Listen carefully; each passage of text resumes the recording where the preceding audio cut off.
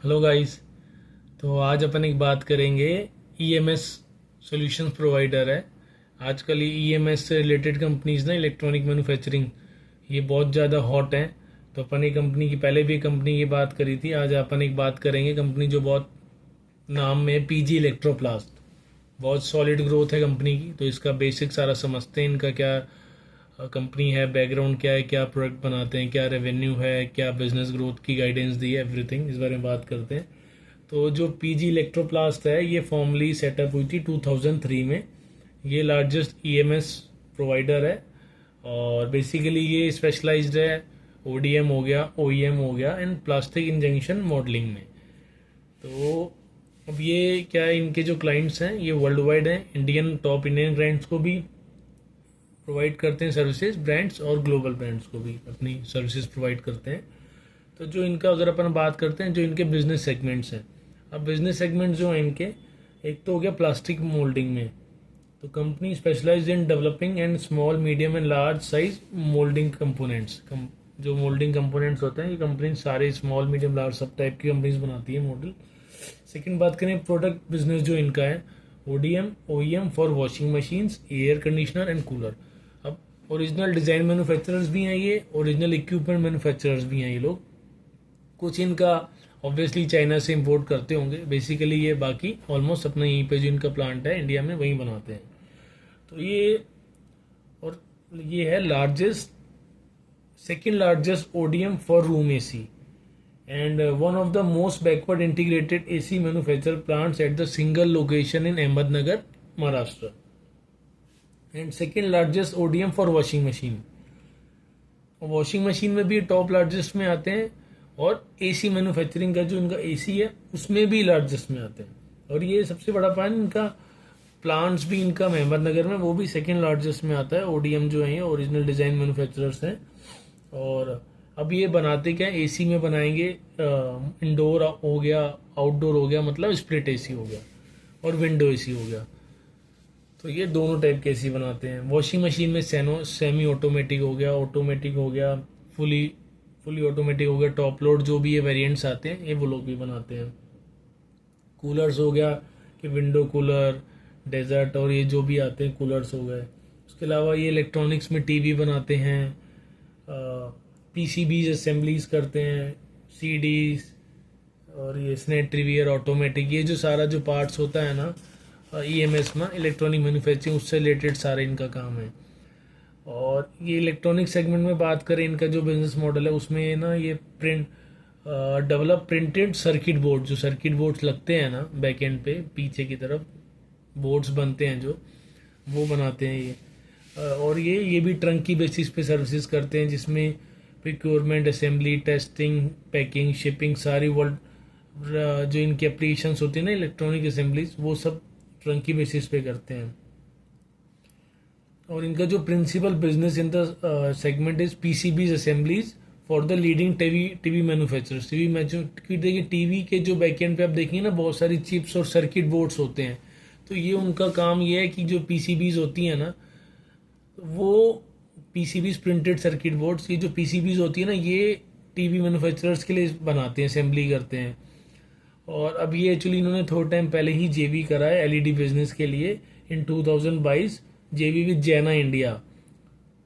ये ना for Google certifies ODM TVS. तो ये टीवीज के लिए इन्होंने ना गूगल सर्टिफाइड है जो जैना इंडिया, उससे इन्होंने टीवी के लिए सेटिस्फाई जेवी करा है। तो ये अब उनके लिए टीवी बनाएंगे जो होगा 24 इंच से 70 अप टू 70 इंच तक इनकी टीवी ये मैन्युफैक्चरर्स करेंगे। तो ओडीएम हो गया, ओईएम हो गया, सारा हो जाएगा, टीवी बनेगा इनके नाम से।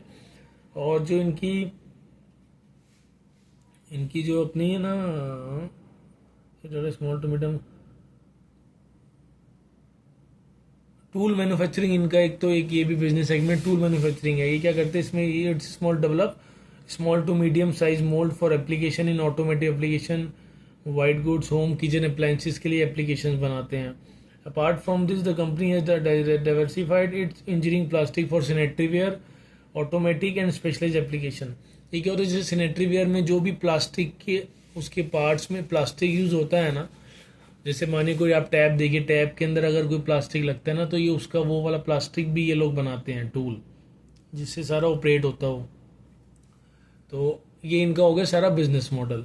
अगर अपन अब इनके रेवेन्यू स्प्लिट की बात करें, जो इनका रेवेन्यू है फाइनेंशियल ईयर 24 में, इनका रेवेन्यू था 2747, मतलब 2747 करोड़ रुपए। अब इनका मोस्ट ऑफ द चंक आता है रेवेन्यू प्रोडक्ट बिजनेस से, जो एसी हो गया और जो इनके खुद के प्रोजेक्ट है जिसमें 62% वो आता है। कंज्यूमर इलेक्ट्रिक्स हो गए 7%, मोल्ड्स हो गए 1%, प्लास्टिक मोल्डिंग हो गया 30%। तो जो इनके 2747 करोड़ का रेवेन्यू था, उसमें से 1668 करोड़ इनका एसी से रेवेन्यू आया, 694 करोड़ प्लास्टिक मोल्डिंग से आया, 373 करोड़ इलेक्ट्रॉनिक्स से आया, और 11 करोड़ टूल मैन्युफैक्चरिंग, जो ये अब सैनिटरी वेयर का मैंने बताया था टूल्स, उसका आया 11 करोड़। अब प्रोडक्ट मिक्स जो इनका है 70% तो इनका एसी है, और वॉशिंग मशीन हो गया 19%, एयर कूलर हो गया 4%। मेन इनका प्रोडक्ट मिक्स हिसाब से। अब इनके क्लाइंट्स की अपन बात करें तो क्लाइंट हो गया एलजी हो गया, Jaguar, Kohler, Usha, Whirlpool, GMR, AO Smith, Hyundai, Croma, Honeywell, Onida, Orient, Voltas, Godrej, Haier, मतलब सारे टॉप नॉच क्लाइंट्स हैं इनके हैं जो इनसे। देखिए ओडीएम ओईएम ये तो, जो जैसे मानिए बात करें अपन वोल्टास की फॉर एग्जांपल, तो वोल्टास तो क्या करेगा, इनको देगा ऑर्डर कि भाई मुझे 10,000 एसी दे दो। अब डिज़ाइन भी ये करेंगे, बनाएंगे भी, ये ठप्पा वोल्टास का लगता है, बिकता वोल्टास के नाम पे है, बनाते सारा मैन्युफैक्चरिंग प्लांट्स इनके हैं, ये बनाते हैं। अब इनकी जो एलईडी की जो टीवी एलईडी का भी आपको मैंने बताया था कि ये जैना इंडिया से इन्होंने जो जेवी करा 2022 में, वो ये मैन्युफैक्चरिंग करेंगे। इनका प्लांट है ग्रेटर नोएडा पे, तो वहाँ ये बनाएंगे टीवी।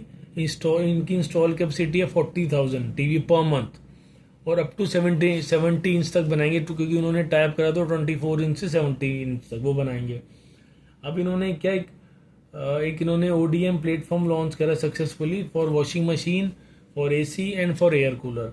अब कंपनी के 8 टोटल मैन्युफैक्चरिंग प्लांट्स हैं। कैपेसिटी जो है ये अपनी इंक्रीज करेंगे, करीब करीब फाइनेंशियल ईयर 24 में 170 से 180 करोड़ रुपए लगाएंगे, जिससे उसकी कैपेसिटी इंक्रीज होगी। पीएलआई स्कीम जो गवर्नमेंट्स की आई थी, उसमें ये लोग अप्रूव्ड है, इनको हुआ था, जो इनको नवंबर 2021 में 198 करोड़ ओवर द 5 ईयर मिलेंगे, जिसमें से क्योंकि अगर ये 321 करोड़ रुपए का इन्वेस्टमेंट करते हैं ना, तो टिल 2027 तक तो इनको 198 करोड़ का पीएलआई में मिलेगा। सेल की इनकी बात करें, जो मार्च 21 में इनकी सेल साल की 703 करोड़ रुपए थी, अब मार्च 24 में 2700 करोड़ रुपए की सेल हो गई, 4 टाइम सेल हो गई इन 3 years. Operating margin, operating profit जो 50 करोड़ था वो हो गए 262 करोड़। नेट प्रॉफिट 12 करोड़ से 135 करोड़। आप देखिए ग्रोथ, देखिए नेट प्रॉफिट ग्रोथ देखिए, कम से कम 12 गुना ग्रोथ हो गई, 10-11 गुना। कहाँ जा रही है दुनिया, आप ग्रोथ देखिए यार। कंपनीज ऐसी ऐसी हैं जो माइंड ब्लोइंग ग्रोथ दे रही हैं, तो इनमें तो वैसा बनेगा ही बनेगा ना। अगर अपन अब बात करें Q1 Q1 FY25 और Q1 FY24 का, तो जो FY24 में इनका 677 करोड़ का टर्नओवर था, रेवेन्यू था, वो रेवेन्यू हो गया FY25 Q1 में 1320 करोड़, ग्रोथ हो गई 95%। बीटा था इनका 67 करोड़, जो हो गया 134 करोड़। पैट था 33 करोड़, वो हो गया 84 करोड़।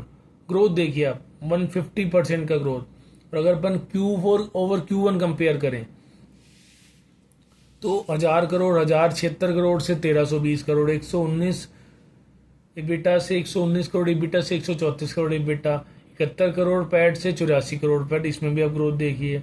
अब इनका जो ग्रोस डेट है, जो इनका डेप्ट है, डेट लिया हुआ इन्होंने ग्रॉस, वो हो गया 276 करोड़ से 478 करोड़। देखिए डेट तो बढ़ेगा ही बढ़ेगा, क्योंकि ऑब्वियस है कंपनी को प्लांट्स लगाने, कंपनी को ग्रो करना है, तो पैसा तो उठाना पड़ेगा।